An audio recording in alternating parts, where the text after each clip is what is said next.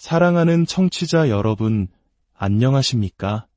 우리 모두가 언젠가는 마주해야 할 인생의 마지막 여정, 죽음에 대해 깊이 생각해보는 시간입니다. 대부분의 사람들에게 죽음은 두려움과 끝을 의미하지만 오늘 우리는 자신의 마지막을 놀라운 평온함과 확신 속에서 맞이했던 한 사람의 목소리에 귀를 기울여보고자 합니다. 바로 사도 바울입니다. 그의 마지막 편지에 담긴 고백을 통해 우리는 죽음을 끝이 아닌 새로운 시작으로 바라보는 믿음의 눈을 배우게 될 것입니다. 오늘 이 은혜로운 여정을 시작하기에 앞서 잠시 부탁의 말씀을 드립니다. 만약 오늘 이 이야기가 누군가에게 위로와 소망이 될 수 있다고 생각하신다면 이 영상을 공유해 주십시오.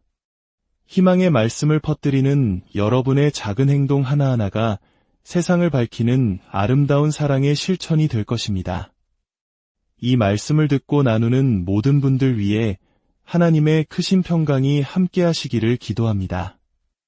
이제 성경 디모데후서 4장 6절부터 22절까지의 말씀을 함께 들어보시겠습니다.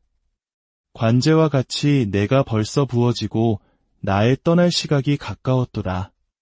나는 선한 싸움을 싸우고 나의 달려갈 길을 마치고 믿음을 지켰으니 이제 후로는 나를 위하여 이에 면류관이 예비되었으므로 주곧 의로우신 재판장이 그날에 내게 주실 것이며 내게만 아니라 주의 나타나심을 사모하는 모든 자에게도니라.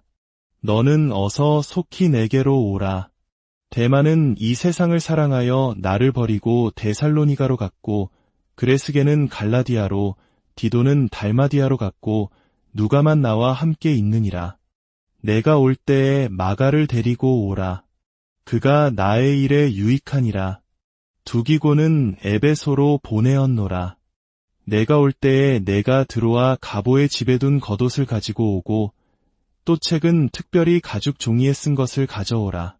구리 세공업자 알렉산더가 내게 해를 많이 입혔음에 주께서 그 행한 대로 그에게 갚으시리니 너도 그를 주의하라.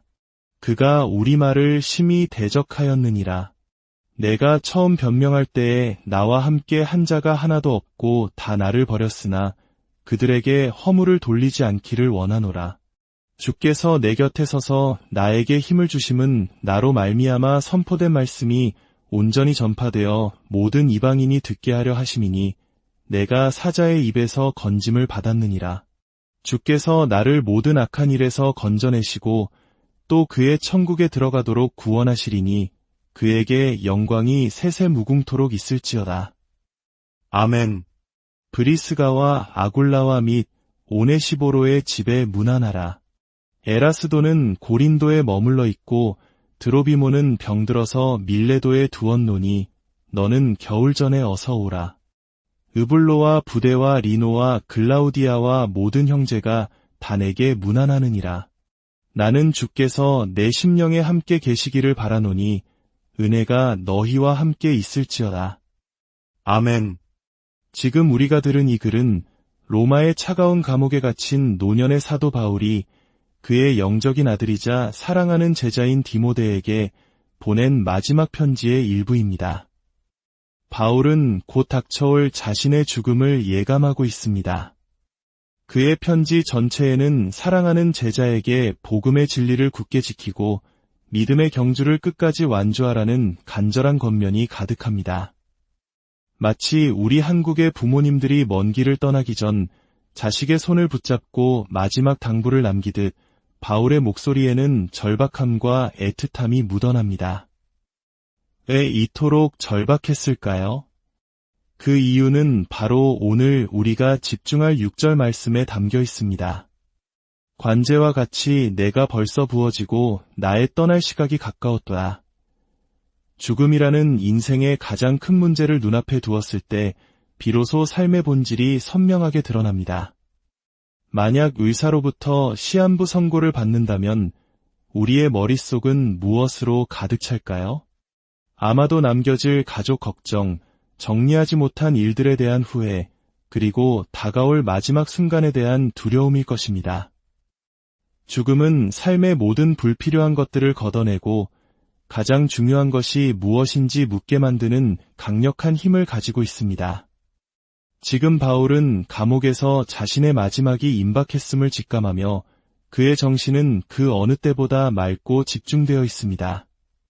그에게 가장 중요한 것은 자신이 평생을 바쳐 전한 복음이 다음 세대, 특히 디모데의 손에 안전하게 전달되는 것이었습니다. 이 지극히 개인적인 고백 속에서 바울은 두 가지 아름다운 은유를 사용하여 자신의 죽음을 설명합니다. 첫째는 과정에 대한 은유이고 둘째는 전망에 대한 은유입니다. 먼저 관제와 같이 부어지는 과정에 대해 살펴보겠습니다. 관제라는 말은 우리에게 조금 생소하게 들릴 수 있습니다. 이것은 구약시대의 제사의식에서 유래한 표현입니다. 당시 사람들은 곡식이나 동물을 제물로 바칠 때 그 위에 포도주나 기름과 같은 귀한 액체를 붓는 의식을 행했습니다. 이는 자신의 생명과 헌신을 하나님께 온전히 드린다는 상징적인 행위였습니다. 값비싼 포도주가 제단 위에서 남김없이 사라지듯, 오, 하나님, 나의 삶 또한 당신을 위해 이처럼 아낌없이 부어지기를 원합니다. 라는 고백을 담은 것입니다. 바울은 자신의 삶 전체를 바로 이 관제에 비유하고 있습니다. 예수 그리스도께서 인류의 죄를 위한 단 한 번의 완벽한 희생 제물이 되셨다면 바울 자신의 삶은 그 위대한 희생에 대한 감사와 응답으로 드려지는 헌신의 제물이라는 것입니다. 그의 삶은 예수님의 희생을 대체하는 것이 아니라 그 희생에 대한 감격적인 반응이었습니다. 이는 마치 로마서 12장에서 바울이 너희 몸을 하나님이 기뻐하시는 거룩한 산제물로 드리라고 권면했던 것과 같은 맥락입니다. 우리의 삶을 하나님을 위해 온전히 쏟아붓는 것. 이것이 바로 그리스도인의 삶의 본질임을 바울은 자신의 마지막 순간을 통해 보여주고 있는 것입니다. 어떤 사람들은 감옥에 갇혀 죽음을 기다리는 바울의 모습을 보며 참으로 허무한 인생이다. 저 위대한 사도의 재능이 감옥에서 썩고 있구나라고 생각했을지도 모릅니다. 마치 값비싼 포도주를 마시지 않고 땅에 쏟아버리는 것을 보고 아깝다고 생각하는 것처럼 말입니다. 하지만 바울은 그렇게 생각하지 않았습니다. 그는 나는 이미 관제와 같이 부어지고 있다고 말합니다. 여기서 주목할 점은 내가 붓는다가 아니라 내가 부어진다 는 수동적인 표현을 사용했다는 것입니다. 이는 자신의 삶을 주관하시는 분이 바로 하나님이심을 고백하는 것입니다. 감옥에 있든 자유롭든 성공의 순간에 있든 깊은 실망 속에 있든 그의 삶은 언제나 하나님의 손안에서 그분을 위한 제물로 드려지고 있다는 놀라운 믿음의 고백입니다. 두 번째로 바울은 자신의 죽음을 떠남이라는 전망으로 바라봅니다. 그는 죽음이라는 단어 대신 떠날 시각이라는 표현을 사용합니다. 이 단어 아날루시스라는 헬라어에는 세 가지 아름다운 이미지가 담겨 있습니다. 첫째는 하루 종일 밭을 갈던 소가 저녁이 되어 멍에를 벗는 모습입니다.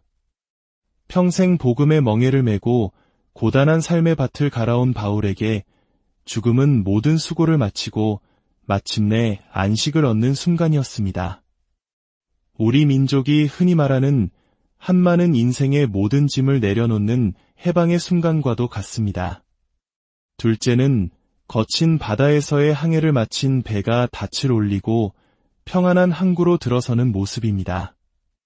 세상의 온갖 풍파와 박해 속에서도 믿음의 항해를 계속해온 바울에게 죽음은 마침내 영원한 안식의 항구에 도착하는 것이었습니다. 셋째는 광야를 여행하던 나그네가 임시로 쳤던 장막을 꺾고 영원히 머물 견고한 집으로 들어가는 모습입니다. 이 땅에서의 우리 육신은 잠시 머무는 장막과 같습니다. 바울에게 죽음은 이 낡은 장막을 벗고 하나님께서 예비하신 영원한 하늘의 집으로 이사하는 기쁨의 순간이었습니다. 이 얼마나 놀라운 관점입니까? 바울이 이처럼 죽음을 두려워하지 않고 평온하게 말할 수 있었던 이유는 그에게 죽음이 곧 그리스도와 함께하는 것이었기 때문입니다.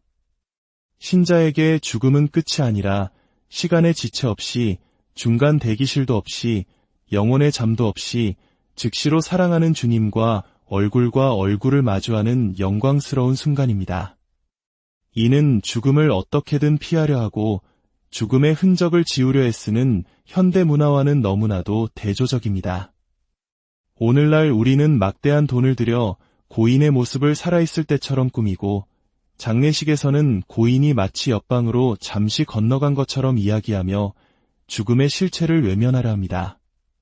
그는 좋은 곳으로 갔을 거야, 하늘에서 우리를 지켜보고 있을 거야 와 같은 막연하고 혼란스러운 말들로 슬픔을 위로하려 하지만 그 안에는 진정한 소망이 없습니다. 기독교인들조차도 지금쯤 천국에서 맛있는 음식을 드시고 계실 거야, 생전에 좋아하시던 춤을 추고 계실 거야 라고 말하며 성경이 말하는 죽음 이후의 상태를 오해하곤 합니다. 성경은 분명히 말합니다. 우리의 육신은 흙으로 돌아가지만 우리의 영혼은 즉시 하나님께로 돌아갑니다. 의인의 영혼은 거룩함 속에서 온전하게 되어 하나님의 얼굴을 빛과 영광 가운데서 배우며 몸의 완전한 구속을 기다립니다. 반면에 악인의 영혼은 지옥에 던져져 마지막 심판의 날까지 고통과 어둠 속에 머물게 됩니다. 성경은 이 두 장소 외에 영혼이 머무는 다른 어떤 곳도 인정하지 않습니다. 사도 바울은 이 진리를 확신했기에 죽음을 떠남이라 부를 수 있었습니다. 사랑하는 청취자 여러분, 오늘 이 이야기는 우리 각자에게 궁극적인 질문을 던집니다. 공항에서 비행기를 기다리는 사람에게 묻듯이 저도 여러분께 묻고 싶습니다. 첫째, 당신은 언제 떠나십니까? 우리는 아무도 그 답을 모릅니다. 오늘 밤이 될 수도 있고 수십 년 후가 될 수도 있습니다.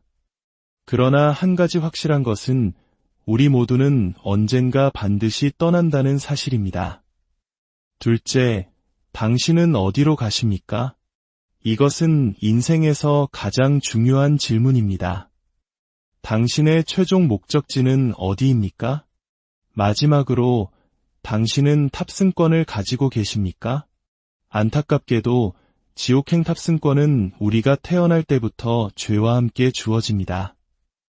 하지만 천국행 탑승권은 오직 예수 그리스도의 십자가 공로를 믿는 자에게 선물로 주어집니다. 마지막 순간 문 앞에서 당신에게 물을 것입니다. 탑승권을 보여주시겠습니까? 그때 당신은 무엇을 내밀겠습니까? 예수 그리스도께서는 지금 이 순간에도 두 팔을 벌리고 당신을 기다리고 계십니다. 당신의 모든 죄를 용서하시고 죽음을 이기신 승리와 영원한 생명의 소망을 당신의 손에 쥐어주시길 원하십니다. 관제와 같이 부어지는 삶의 과정을 지나 마침내 떠남이라는 영광스러운 소망을 맞이할 수 있는 유일한 길은 바로 예수 그리스도 안에 있습니다.